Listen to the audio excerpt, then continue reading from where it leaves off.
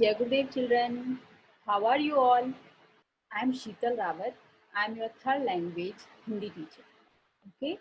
तो चिल्ड्रन क्यों जरूरी है लैंग्वेज सीखना? लैंग्वेज की जरूरत क्या है? कि लैंग्वेज है कि हम क्या है अपनी बात, अपने जो थॉट हैं, हमारे जो विचार हैं, दूसरों को बताना। ओके? अपने विचार क्या करना? शेयर करना, दूसरे के विचार जानना। इसलिए हमें लैंग्वेज की जरूरत पड़ती है। ओके? और गुड, कितना अच्छा होगा अगर हम एक से ज्यादा लैंग्वेज जाने, है ना?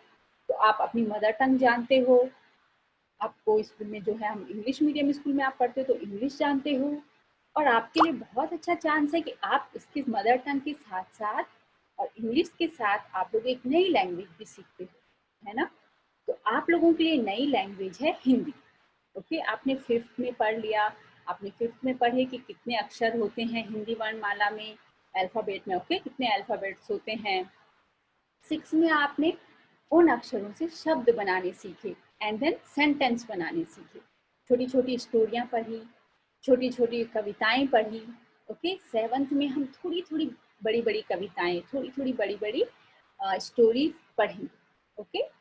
तो हम आज जो है हमारा फर्स्ट डे है, तो इसमें हम थोड़ा सा रिवीजन कर लें कि हमने क्या क्या सीखा था फिफ्थ और सिक्स में, ताकि हमारे लिए आगे इजी हो जाए। ओके? तो आओ सीखें हिंदी वर्णमाला। वर्णमाला मीन्स अल्फाबेट। ओके? नेक्स्ट है, ये देखिए, आइए भाषा क्या है जाने। क्या है लैंग्वेज, क्या है जानते हैं, और उसके मीनिंग को भी समझते हैं।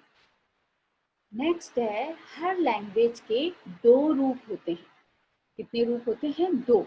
ओके? एक है लिखना, एक है राइटिंग। हम कैसे पढ़ते हैं? आप अब खुद ही सोचो, अपनी मदर टंग हो या आपकी जो फर्स्ट लैंग्वेज है इंग्लिश, कैसे समझते हो? लिखकर। आपके बुक्स हैं आपके पास, आप नोट्स बनाते हो तो आप लिखते हो। दूसरा होता है मौखिक, बोलकर। के ओरल जो लैंग्वेज होती है, बोलकर हम अपनी बात कैसे दूसरे तक कैसे पहुंचाते हैं? बोलकर या लिखकर। तो भाषा के कितने रूप हैं? दो, लिखित और मौखिक, जिनको हम हिंदी में क्या बोलते हैं? लिखित और मौखिक।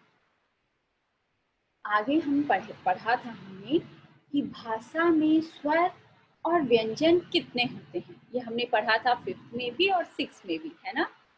तो एक बार याद दिला दें कि हिंदी भाषा में स्वर होते हैं 11 स्वर, 11 स्वर होते हैं। 11 को हम क्या बोलते हैं? 11, 11 स्वर होते हैं।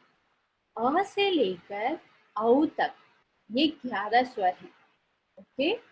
ये सारे अक्षर जो हैं, ये जो सारे बाकी अक्षर हैं, जो व्यंजन है 33, ये सब क्या है? स्वर के माध्यम से ही हम इनको पढ़ते हैं। जैसे अभी आपने पढ़ा क, अ, लास्ट में कौन सा साउंड आ रहा है? अ। तो अभी क्या है? इन सारे अक्षरों में अ की मात्रा जुड़ी है, अ जुड़ा हुआ है। ओके? तो हम कैसे पढ़ रहे हैं? क, लास्ट का साउंड देखो, अ साउंड, ख, अ, ग। अगर हम इसमें ये वाली मात्रा डाल दें तो क्या आ जाएगा? का, आ साउंड आ रहा है ना, क। तो ये सारे जो स्वर हैं, ये इन पे ऐड होके तब वो क्या बनते हैं? स्वर, शब्द बनते हैं। ओके? नेक्स्ट हमने पढ़ा, अभी देखो फर्स्ट वाली स्लाइड में कितने हो गए? 11 ये स्वर हो गए, 33 व्यंजन हो गए। इसके अलावा, ओके, इसके अलावा भी कुछ और व्यंजन होते हैं जो हम नेक्स्ट स्लाइड में पढ़ेंगे। ये देखो, श आपने पढ़ा है ना, कक्षा, कक्षा शब्द लिखा था आपने। त्र भी लिखते हो आप। ओके? नेत्र, ज्ञानी, श्र, श्री, श्री बोलते हैं ना हम, श्री शब्द, ये संयुक्त व्यंजन है। ये हमने लास्ट ईयर पढ़ा था। तो ये जो संयुक्त संयुक्त बोलते हैं, ज्वाइंट व्यंजन। संयुक्त मीन जब दो अल्फाबेट मिलकर एक अक्षर को बनाए। जैसे यहाँ पे देखो, क प्लस श, इन दोनों ने मिलकर क्ष को बनाया। त प्लस र ने त्र को बनाया। ज प्लस न्य ने ज्ञ को बनाया। और श प्लस र ने श्र को बनाया। ओके? तो ये जो चार अक्षर हैं, श्र, त्र, ज्ञ, श्र, ये सारे क्या हैं? संयुक्त व्यंजन। इन्हें हमने संयुक्त व्यंजन इसलिए कहा है क्योंकि ये दो व्यंजन से जुड़कर बने हैं। देखो यहाँ पे दो दो व्यंजन है, इसलिए हमने इन्हें संयुक्त व्यंजन कहा है। ओके, नेक्स्ट आप बोलोगे लिपि। आई थिंक कुछ बच्चों को याद भी होगा, हमने 6th स्टैंडर्ड में पढ़ाया था और पढ़ा था कि लिपि किसे बोलते हैं। लिपि बोलते हैं स्क्रिप्ट को। हर लैंग्वेज की एक स्क्रिप्ट होती है, लिखने का एक तरीका होता है। अभी ये जो देखो मैंने लिखा है, आप इसको देख के समझ जाओगे ये हिंदी है। ओके, ये मैंने क्या लिखा है, हिंदी में लिखा है। तो जिन अक्षरों को, जिनको देख के हमें पता चले ये कौन सी लैंग्वेज में है, ये क्या लिखा हुआ है, तो आप अभी यहाँ पे देखो जो ये लोगो है, आप समझ जाओगे। नीचे जो है हिंदी या संस्कृत नीचे लिखा है, ऊपर इंग्लिश में लिखा है। ओके, तो ये क्या है, स्क्रिप्ट है इंग्लिश की। तो इस इंग्लिश की स्क्रिप्ट को क्या बोलते हैं, रोमन। इंग्लिश की जो स्क्रिप्ट है वो है रोमन। रोमन। हिंदी की भी एक स्क्रिप्ट होती है, सब लैंग्वेज की स्क्रिप्ट है, हिंदी की भी है। तो भाषा की ध्वनियों, ध्वनियों मतलब साउंड, लैंग्वेज का जो साउंड है, जैसे मैं बोल रही हूँ अभी कुछ साउंड, लिखने के लिए वो साउंड जो है उनको जब हम लिखते हैं हमें कुछ सिंबल चाहिए। अब मैंने बोला अ, तो जिनको हिंदी आती है, हिंदी लिखना, वो समझ जाएंगे मैंने अ बोला है, तो उन्हें पता है अ कैसे लिखते हैं। ओके, अभी जैसे मैं बोलूँ का, तो सबको पता है का हिंदी में ऐसे लिखते हैं। ओके, इंग्लिश में लिखने के लिए बोलूंगी तो आप लिखोगे के ए, कन्नड़ा में अलग। तो हर लैंग्वेज की एक स्क्रिप्ट होती है जिसे हम बोलते हैं हिंदी में लिपि। ओके, लिपि। तो लैंग्वेज के जो साउंड हैं उनको जब हम जो किसी सिंबल के थ्रू बताते हैं तो वो कहलाती है लिपि। तो हिंदी की लिपि को हम कहते हैं देवनागरी। हिंदी की लिपि है देवनागरी। इंग्लिश की होती है रोमन, कन्नड़ा की लिपि है कन्नड़ और हिंदी की लिपि है देवनागरी। अब जो ये नीचे लिखी हुई लैंग्वेज, जितनी लैंग्वेज मैंने नीचे लिखी है, इन सब की स्क्रिप्ट क्या है, देवनागरी।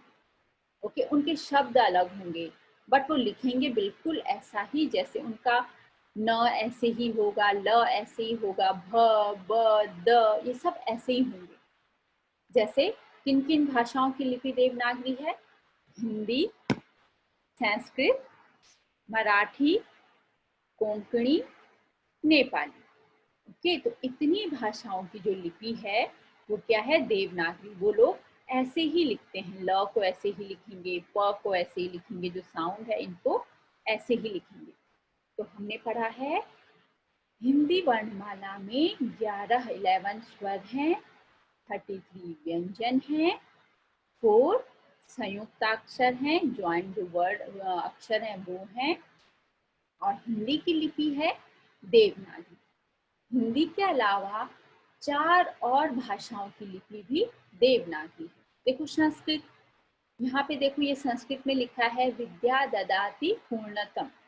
तो ये देखो ये संस्कृत में लिखा है इन्होंने, लेकिन सारे अक्षर देखो व, द, द ये सारे क्या है, सेम जैसे हिंदी में होते हैं वैसे ही संस्कृत में है।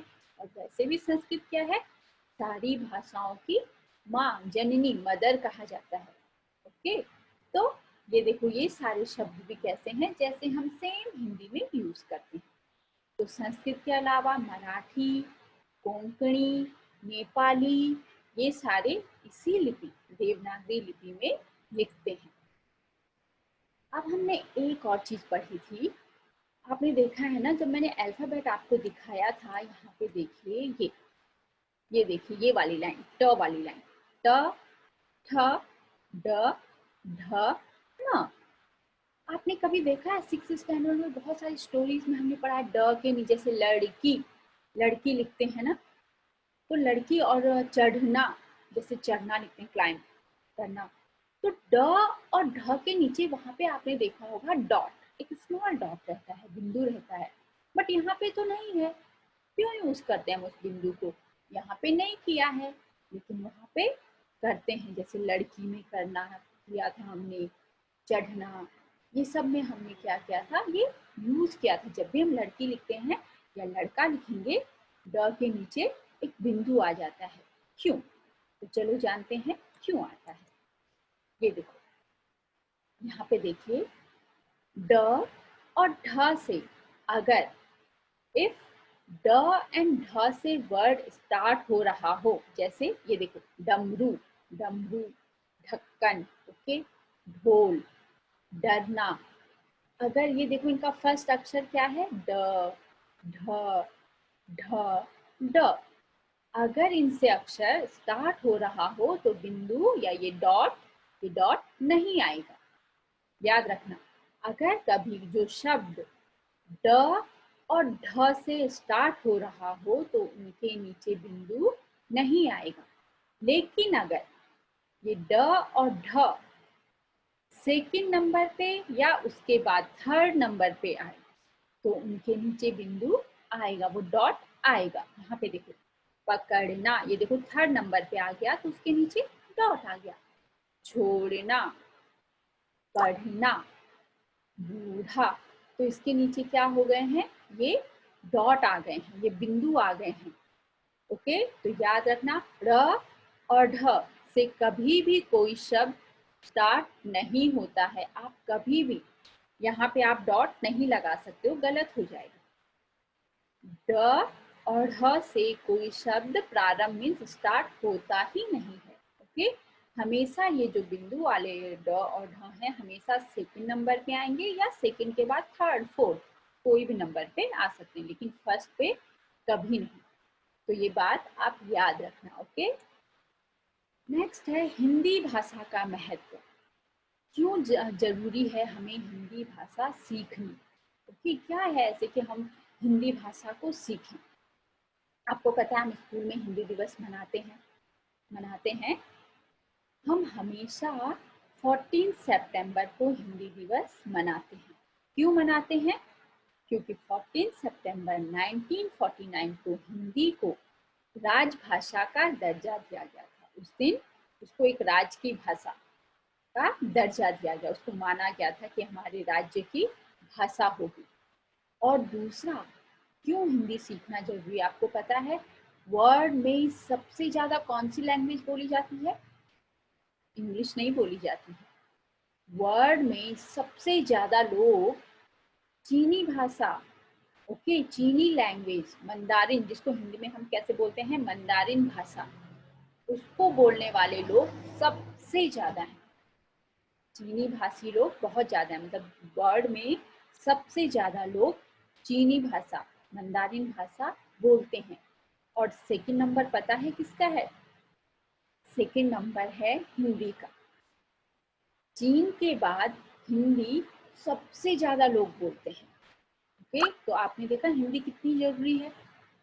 उसके बाद हिंदी हम सिर्फ अपने देश में ही नहीं सीखते हैं या बोलते हैं, पढ़ते हैं।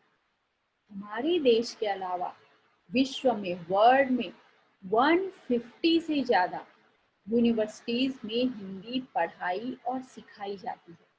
हिंदी का इतना महत्व है कि सिर्फ इंडिया में ही नहीं, इंडिया से बाहर 150 यूनिवर्सिटीज में हिंदी पढ़ाई व सिखाई जाती है। तो देखा आपने कि हमें हिंदी सीखना क्यों जरूरी है। और सीखना तो कोई भी चीज बुरी नहीं है ना? सीखना, अच्छी चीजें सीखना बहुत अच्छा होता है। एक तो हमारी पर्सनैलिटी डेवलप होती है, हमें इतनी अच्छी हमें इतनी लैंग्वेज आती हैं, हम किसी भी राज्य में जा सकते हैं। ओके, पूरे इंडिया में हम कहीं भी जा सकते हैं, हम पढ़ सकते हैं कि वहाँ पे क्या लिखा है, हमें किस रास्ते में जाना है। कुछ हेल्प चाहिए तो हम किसी से भी हिंदी में बोल के जान सकते हैं कि हमें कहाँ जाना है, एड्रेस पूछना है। ओके, तो हिंदी नहीं, कोई भी भाषा, इसके अलावा आपको और भी कोई भाषा है तो सीखनी चाहिए। सीखना कभी भी बुरा नहीं होता और अच्छी चीजें सीखना हमेशा अच्छा होता है। ओके, तो आज अभी देखो जैसे एक छोटा सा सेंटेंस है, सफलता बार बार और दिन प्रतिदिन के छोटे प्रयासों का योग है। सफलता, जो सक्सेस है, वो क्या है? एकदम से नहीं मिलती कि आज मैंने पढ़ा और आज मैं अचीव कर दूं, नहीं। कुछ अचीव करने के लिए हमें हर दिन, प्रतिदिन, मतलब एवरी डे कुछ ना कुछ ट्राई करना चाहिए, कोशिश करना चाहिए। ये नहीं कि नहीं नहीं आज नहीं, आज नहीं। अभी हिंदी लैंग्वेज है, आपकी थर्ड लैंग्वेज है, घर में इतना बोलते नहीं हो, पेरेंट्स भी इतना नहीं जानते हैं, तो आप ये तो नहीं कि मैंने पढ़ाया और आप सीख गए एक दिन में। है ना। क्या होगा इसको सीखने के लिए, आपको हर दिन थोड़ा ना थोड़ा, आप घर में क्या है, छोटे छोटे सेंटेंस बोलिए। दिन में एटलीस्ट 5-10 सेंटेंस पेरेंट्स से या किसी से भी बात कीजिए, कोशिश कीजिए छोटे छोटे सेंटेंस हो, बात करो। ओके।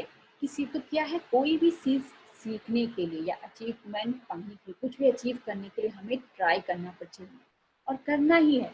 बिना ट्राई के हम नहीं सफल हो सकते लाइफ में, है ना।